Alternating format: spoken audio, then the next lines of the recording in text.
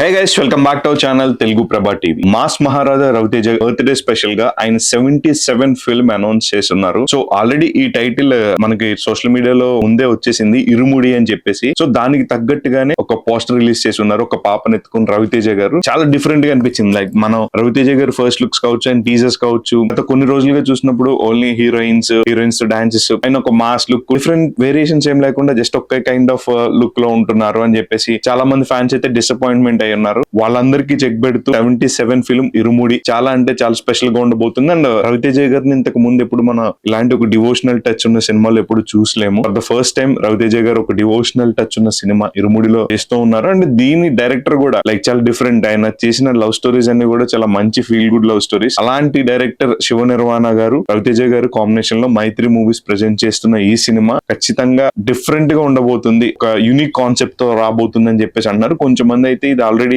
మలయాళంలో వచ్చిన ఉన్ని ముకుందన్ గారి సినిమా రీమేక్ అని కూడా అంటున్నారు. వాట్ ఎవర్ రీమేక్ అయినా పర్వాలేదు, బట్ డెఫినెట్ గా ఒక మంచి కాంటెంట్ తో రవితేజ గారు మళ్ళీ బౌన్స్ బ్యాక్ అవుతున్నారని చెప్పేసి మనకైతే అర్థం అవుతుంది. జనరల్ గా హిట్స్ వచ్చినా ఫ్లాప్స్ వచ్చినా రవితేజ గారు కాన్స్టెంట్ గా సినిమాలు చేస్తూనే ఉంటారు. అండ్ నేను ఇంతే సినిమాలో ఒక డైలాగ్ చెప్తారు కదా, మనకు తెలిసింది ఒకటే, సినిమా సినిమా సినిమా అని. సో అదే ఫాలో అవుతూ రవితేజ గారు పని చేయడం వరకే మన చేతిలో ఉంటుంది, రిజల్ట్ అనేది మన చేతిలో ఉండదు అని చెప్పేసి నమ్మే అతి తక్కువ మందిలో రవితేజ గారు ఒకరు. వెరీ హార్డ్ వర్కింగ్ అని చెప్పొచ్చు. ఎలాంటి బ్యాక్గ్రౌండ్ లేకుండా, లైక్ ఒక మెగాస్టార్ చిరంజీవి గారు, ఒక రవితేజ గారు, ఒక నాని గారు ఇలా మాట్లాడుకుంటూ వస్తున్నప్పుడు రవితేజ గారు ఎప్పుడూ ఒక స్పెషల్ ప్లేస్ ఉంటది. చాలా కష్టపడి వచ్చిన యాక్టర్ ఈ రోజు తనకంటూ ఒక సెపరేట్ ఫ్యాన్ బేస్, మాస్ మహారాజా అని చెప్పి ఒక టైటిల్ ఇష్టపడే వాళ్ళు చాలా మంది ఉన్నారు. అండ్ రవితేజ గారి సినిమాలకు ఒక కల్ట్ ఫ్యాన్స్ ఉంటారు. అండ్ గత కొన్ని సినిమాల నుంచి ఆయన మనల్ని డిసప్పాయింట్ చేస్తున్నారు. బట్ ఇరుముడితో ఆయన గట్టిగా బౌన్స్ బ్యాక్ అవుతారు. రీసెంట్ గా సంక్రాంతికి రిలీజ్ అయిన భర్త మహాశైలి విజ్ఞప్తి కూడా మంచి సినిమా అయినప్పటికీ సో ఈ కాంపిటీషన్ అంతటి వల్ల సరిగ్గా పెర్ఫార్మ్ చేయలేకపోయింది. బట్ ఇరుముడి సినిమా అయితే